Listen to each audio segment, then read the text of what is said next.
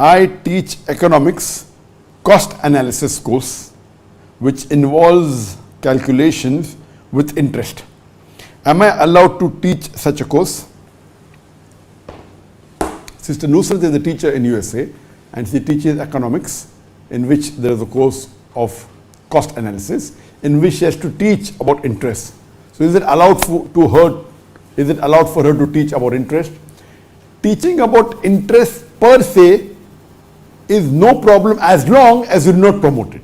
While teaching economics, a course on cost analysis, when you talk about how to calculate the interest, at the same time if you say that interest is haram and talk about the negative points about interest, you can hear my talk on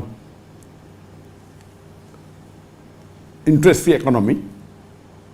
There I have proved the ill effects of interest, etc. So what you do is that if you are a teacher and if there is a subject on interest, while teaching about how to calculate interest, if you make it a point mentioning it's haram, that it is a major sin in Islam, and there are no less than 8 places where Allah mentions about interest, about riba, and say it's haram. And Allah says in Surah Baqarah chapter number 2, verse number 279 and verse number 278 and 279, that if you give up not your demands of riba, Allah and His Rasul will wage a war against you.